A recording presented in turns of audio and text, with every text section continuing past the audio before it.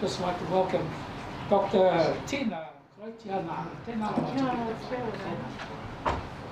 Ki te taha tōku pāpa, ko Ngāti Tāwhaki, taku hapu, ko Nai Tūhoi, taku iwi, ki te taha tōku māma, ki te, ko te tū whakairi ora, me te whānau a hine rupe, me te whānau a ua pōhatu, me te whānau a ngā iwi, ko Ngāti Parau me te whānau a te aitanga mahaki, aku iwi.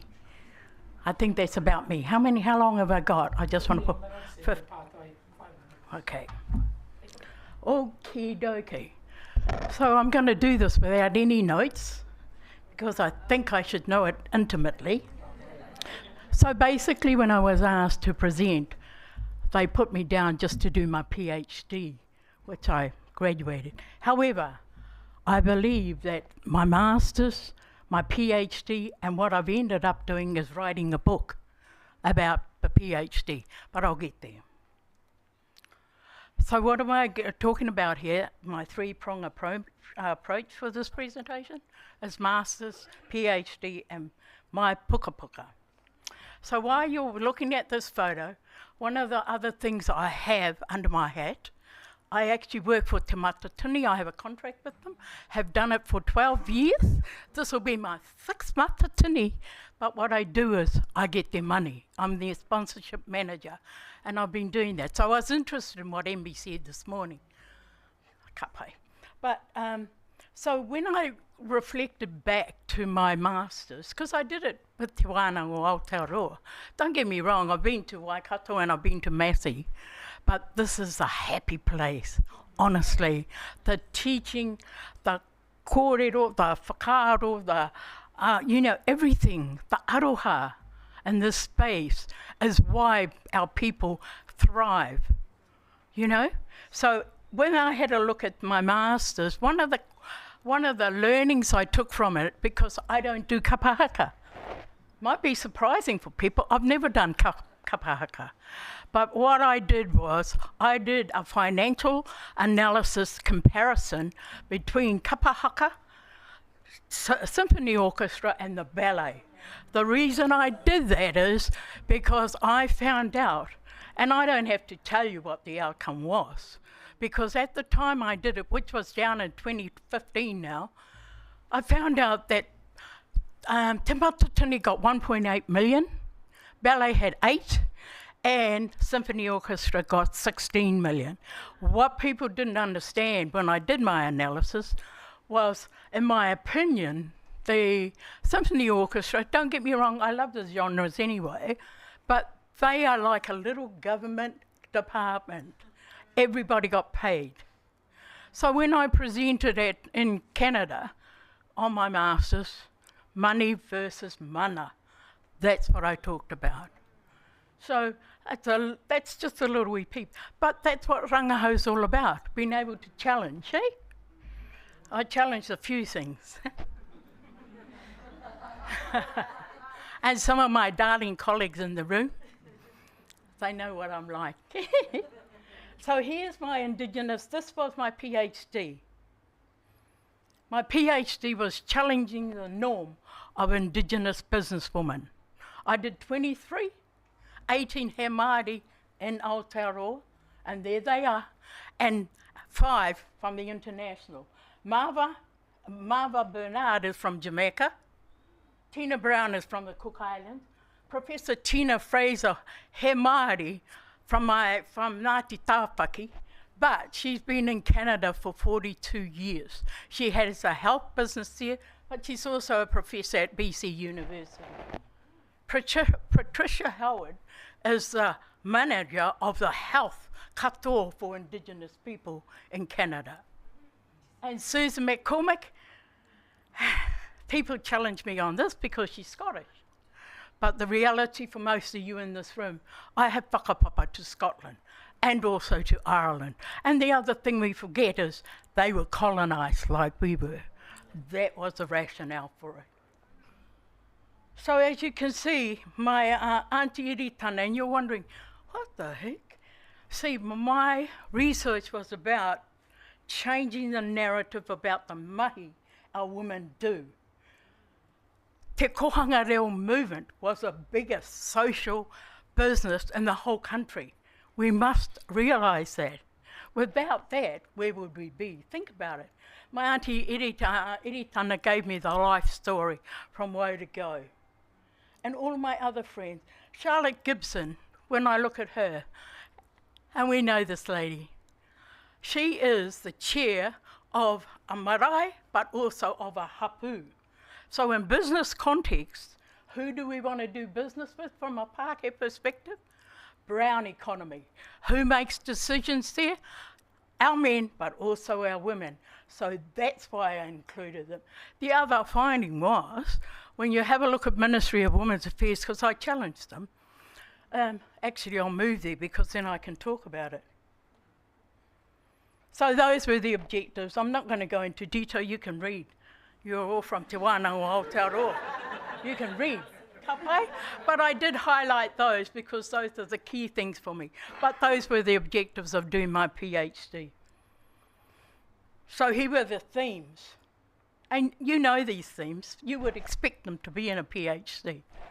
The ration why I've used Rupikoa's poem is because when you talk about our backs, my queer's backs, tell stories no books have the spine to carry. See, in my, when I talk about it, tipuna exemplars, I actually had I had Whina Te Puia, Nani Faith Makachi, and my own queer. Because all of you in this room had experiences with your queer, your parents, and when I talk to the girls and when I talk to the women about the inspiration, guess where it came from? Whānau katoa, their queer, their kraua. That's where the inspiration comes. To do the mahi they do. So, as I've dared to challenge the norm, so any of you in here that are PhD supervisors, I challenge the norm, and I would expect our people to challenge it. So you know how people refer to us as numbers, as an academic, numbers, participants, blah, blah, blah, whatever. See, I didn't do that. My stars, I called my ngāwhetū. Aotearoa, the stars of my PhD were those women, and that's what I said. And when the panel of my oral dissertation defence thing, he says to me, T, you didn't, I said, do I look like a conformist? I'm not a conformist. If we can enable our people to be and work in their right tūturu space, then do that. Because we all know that academia is a non-Māori space. It's been brought into us and it's been developed by others. And I said something to Dr. Hohepa Tamihana, who happens to be our upline and our big boss. I made a comment about it and he says, just remember there's a purpose for you doing a PhD. It is to show that you have reached an academic level to enable you to get a DR after your name or before it. I'm still coming to grips with DR, but anyway.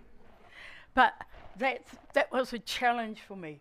So in here I also talk about Ministry of Women's Affairs, NZQA and COVID. Those were challenges.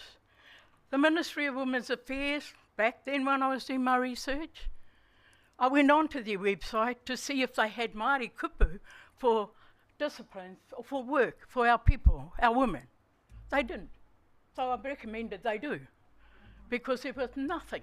And the other factor was, there was nothing to talk about our women being iwi chairs and hapu chairs and anything like that. There was no comparison. So I've made a recommendation they sort that out. NZQA, it's an interesting fact because I know TEC supports the wānau. NZQA I challenged, and that's in my thesis, because the word qualification under their brief, if you don't know this, you have to go through a mainstream process. That's what it means. And my challenge was, so What about my friend who absolutely became a millionaire without it going to school because her mama wanted her to take over the role of chairing a farming corporation? And she bought and she became a partner in a medical centre. So what happens with that learned experience? How do you categorise it? That's my challenge. COVID, well, it was a challenge because that's when I started my PhD. But the only challenge was the fact that I couldn't do my internationals until 2022. And the only one that got affected, just so we know, was my Susan in Scotland. She got affected because her husband and her have a business. It's high-end business, sport events. They manage them, All Blacks, everything, Open, the golf, everything. But for obvious reasons, they couldn't do that. So she went back to something that she'd been doing during her university years, and that was dressmaking, to making curtains. Now that might sound funny now, but their business is back booming again. But her business and making curtains for people has skyrocketed, don't get me wrong, but you wouldn't be able to buy a curtain from her now because she makes high-end stuff. But they're based in Edinburgh. So those are things that we need to consider. Those were the other things. And like I said, challenge the norm. I think anybody in this room who's considering doing PhD, please challenge the norm because it won't change if we accept it. Passive don't go there. So, this is coming to the end. This is my book because one of the partai from the panel of my dissertation was, Tina, how are you going to stop your new knowledge becoming a dust collector? And if you know PhDs, some of them are a little bit like that, but mine wasn't going to be. Because what I realised is writing a PhD is so academic that our people, because it's written for another layer, PhDs, but really it's about those women, it was about their family. So it was written in a narrative form. But why I wrote this book was because 7 chapters later, they feature in the last 3. My book, they feature up the front. It's all about them. My first 2 chapters, 1, 2 and 3 were methodology and lit reviews. What the fudge? So it's okay if you want to go in there. You can just read my PhD. But this book is really about them. So the focus is on those women, those 23 stars. And that photo there is taken at my book launch, which was on the 25th of October. And my darling friends all came over, Hohepa, Dr. Areta Tahu, and Rosie and Aileen, who are in the house with us today. They were there with me in Gisborne. And don't ask me for my book because it's a koha. I koha'd it to those women.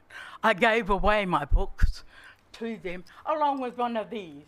This is my koha. And I'll leave you with this. My brother-in-law is Jack Brooking, and we were talking about I was going to koha them a heart. My brother-in-law said, no, don't do that. Don't do that, T. I said, why? He said, do this. This is a teardrop because it encompasses and embraces happiness but also sad times. And when I reflect back to my studies, damn, they were hard, and sometimes you hit the wall and you needed that inspiration. So I chose this to give to my stars of my PhD and my puka puka as my koha. Nō reira, tēnā koutou, tēnā koutou, tēnā tātou katoa. Can I just finish with this? The reason we must, I'm going to say we must, change is because these are my tuarua, my great-granddaughters. And somehow the colours are a little bit different on their nanny. we talk about the ginga. Somebody mentioned the ginga this morning. And my beautiful Eden gem in the front has greeny grey eyes. So this is why we must, as a people, as a society, change, because our whānau are becoming so blended. We're not, and I can't divorce myself from my mokopuna, because they have my toto. So, kumatu.